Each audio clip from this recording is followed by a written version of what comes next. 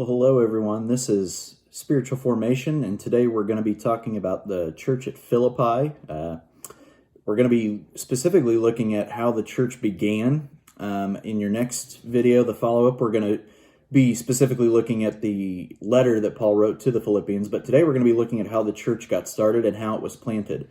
We get this story in Acts 16. Paul and a guy named Silas were on a missionary journey, and it's in Philippi that they run into a lady named Lydia. She was a seller of purple garments or linens.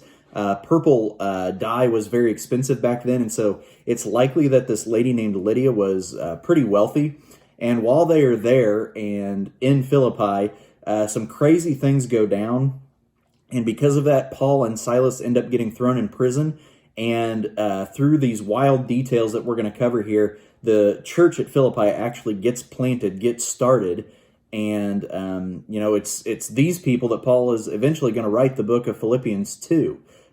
In Acts chapter 16, it's going to talk about how Paul and Silas were thrown in prison because they rebuked these people who were abusing this slave girl. They had taken her, purchased her in all likelihood, and were using her for financial gain. They were using her because she was possessed by a demon, and that demon gave her certain powers and certain capabilities, and they were exploiting her and using her for gain. Specifically, the thing that she was famous for was like prophecy and divination and stuff like that, kind of like fortune telling. And so these people were making profit off of her, and Paul and Silas eventually were getting tired of this girl specifically harassing them because the demon recognized them and would taunt them. And finally, after 3 days, I don't know why it took Paul so long to get annoyed with this girl, but after 3 days, he finally rebukes the demon and casts the demon out of her. And now the people who are exploiting this little girl are angry because there is nothing that they can do with her anymore. The whole reason she was able to do these things is now gone, and so they're frustrated, and so they turn Paul and Silas into the Roman authorities. And the Roman authorities come in, and they do not give Paul a fair trial or anything like that. Paul was a Roman citizen, which means that he could have invoked his rights as a Roman, and they would have immediately taken him before a trial and a jury, and there is no doubt that they would have found him innocent, and nothing would have happened to him. But Paul does not invoke those rights as a Roman. Instead, he allows the Romans to throw him into jail for rebuking the exploitation of this demon-possessed girl. His rights aren't invoked, and he's thrown into prison. But before that, the citizens of this town are angry with Paul, and so they take and they beat he and Silas with rods. This is likely one of the beatings that Paul talks about in 2 Corinthians chapters 11 and 12, where he's kind of listing off his accomplishments and all of the things that he suffered for the faith. It talks about how, 4 or 5 times he was beaten, with the same beating that Jesus got. At another point, it says that 3 times he got beaten with rods. This is likely one of those 3 times that he was beaten with rods. So Silas and Timothy are put into prison, and they're stuck in the inner jail, which is where they kept the worst of the worst criminals. It was probably like, almost like a cave that sat back underneath part of the main jail, and this is where they put the worst of the worst. It wasn't like they were just spending a night in jail. This was them awaiting their execution, essentially. That's why they would put them into the inner jail, and they didn't just stick them in the inner jail. They put their feet into stocks. This is something you've maybe seen in like a medieval movie. Stocks were famously used to keep a prisoner stationary. They would put their legs in them so that they couldn't move. It was like a long wooden board with holes cut out, and they would stick their legs in there, not allow them to move, and additionally they would be chained, likely with their wrists or something like that. But Paul and Silas are eventually, that night, they're singing spiritual songs and hymns and praying out loud, and all of the prisoners are, for some odd reason, okay with that. You would think that, everybody in prison, the worst of the worst, they would all be yelling at them to shut up or something like that, but There's no signs that the prisoners were, raising a ruckus over anything, or upset with Paul and Timothy, or Paul and Silas for doing this. But they are singing spiritual songs and hymns when all of a sudden a giant earthquake hits. And when the earthquake hits, the bonds of the people in the jail are loosened, and the doors fling wide open.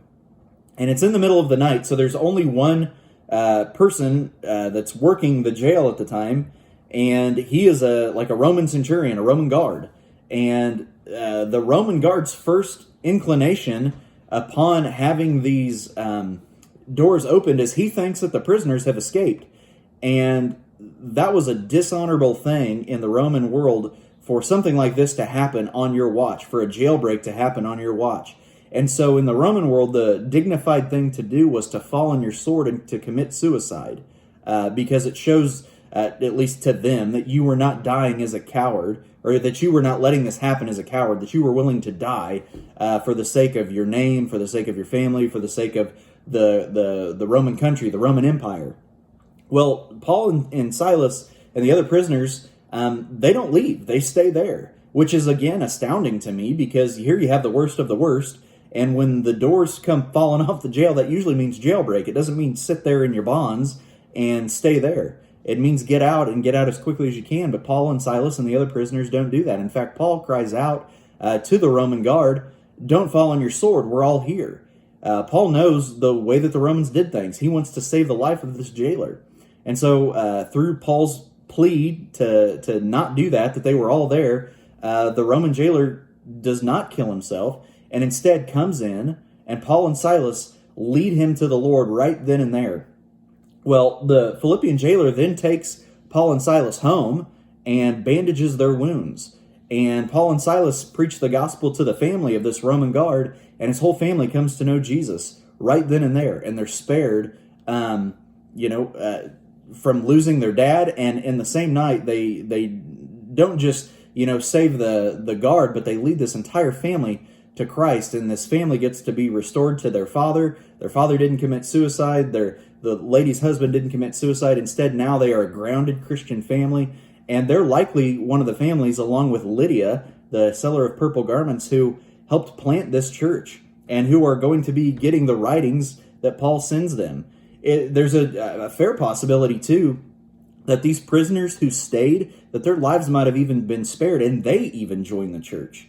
Nothing is outside the realm of possibility in that regard. The funny thing to me is the next morning, Paul and Silas actually return to the jail after their backs and their wounds have been bandaged from their beatings, and they are taken before the Roman authorities, and they're given a trial finally. And Paul invokes his rights as a Roman citizen, and the Romans realize they messed up because they just gave lashings and beatings with rods to a Roman citizen without giving him a trial. Yes, he was not the one who invoked his rights, but they have a due process that they have to follow in order to do things right by the way of Rome. And so because they were beaten without cause, Paul and Silas are let go right then and there, and that's the end of the story.